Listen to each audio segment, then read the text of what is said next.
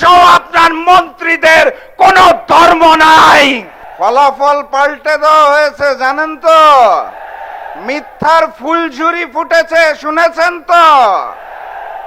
আমি ভেবেছিলাম আজকে এই মঞ্চ থেকে এই ম্যানেজ ভোটে বিজয়ী বিএনপি সরকারকে কিছু দাবি জানাবো। আমি ভেবেছিলাম ভোলা এবং বরিশালের মধ্যে একটি সেতু দরকার, এই দাবি জানাবো। আমি ভেবেছিলাম ভাঙ্গা থেকে কুয়াকাটা পর্যন্ত 6 লেনের রাস্তা দরকার, এই দাবি জানাবো। আমি ভেবেছিলাম রেল লাইন দরকার, সেই দাবি জানাবো। আমি ভেবেছিলাম পাইপ লাইনের মাধ্যমে বরিশালের প্রাকৃতিক গ্যাস প্রয়োজন, সেই দাবি জানাবো। তারপর মনে হলো কার কাছে দাবি জানাবো, দাবিটা বলবো কার কাছে? যারা ক্ষমতায় এসে মানুষের শরীরের অঙ্গ প্রত্যঙ্গে চাপ দিয়ে চাঁদা দাবি করে, তাদের কাছে দাবি করতে চাই না। দাবি করব কার কাছে? মাননীয় প্রধানমন্ত্রীর কাছে, যিনি ক্ষমতায় আসার আগে গণভোটে হাকে জয়যুক্ত করতে বলে ক্ষমতায় এসে এখন আর গণভোট মানেন না।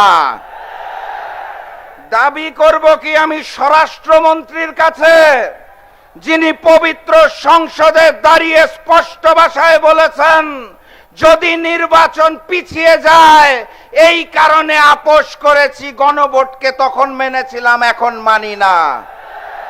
দাবি করব আমি কার কাছে?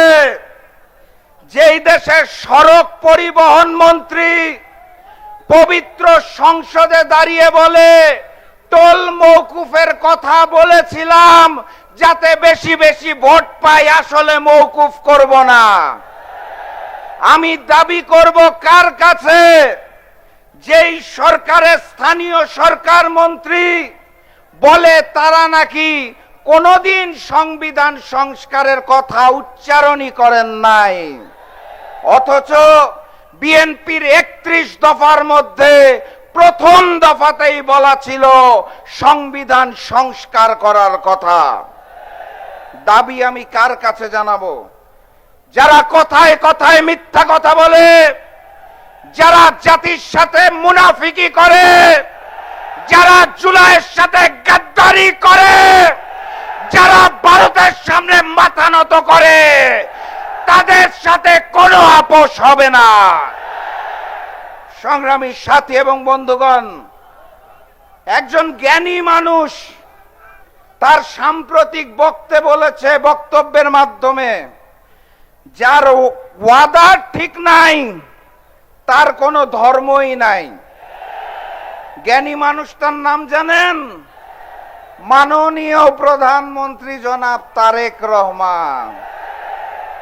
ওনাকে বিনয়ের সাথে বলতে চাই, আপনি নিজেই ওয়াদার বরখেলাপ করেছেন, আপনার মন্ত্রীরা ওয়াদার বরখেলাপ করেছে। অতএব আপনার ভাষ্য মতে আপনি সহ আপনার মন্ত্রীদের কোনো ধর্ম নাই।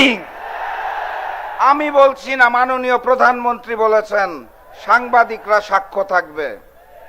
সংগ্রামী সাথী এবং বন্ধুগণ, কথাবার্তা পরিষ্কারভাবে বলতে চাই, ওই ভারতের এক নেত্রী প্রিয়াঙ্কা গান্ধী সম্প্রতি তাদের সংসদে বলেছে ৭১ সালে পাকিস্তানের শক্তিকে দুর্বল করার জন্য ভারত যুদ্ধে সমর্থন দিয়ে বাংলাদেশ সৃষ্টি করেছে।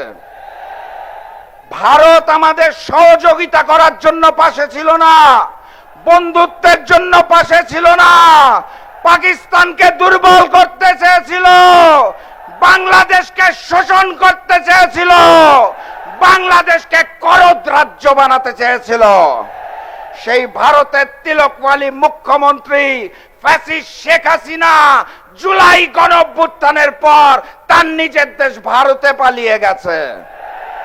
এই বরিশালবাসী 2024 সালের জুলাই মাসের 18 তারিখে উই রিভল্ট বলে রাস্তায় নেমে এসেছিল। 2 বছর পর আজকে আরেক 18 তারিখ আমি 11 দলের মঞ্চ থেকে আপনাদের ঘোষণা দিয়ে যেতে চাই, মুনাফেকদের আমরা রাষ্ট্রীয় ক্ষমতায় দেখতে চাই না। অতএব বিপ্লব অনিবার্য। প্রস্তুত আছেন?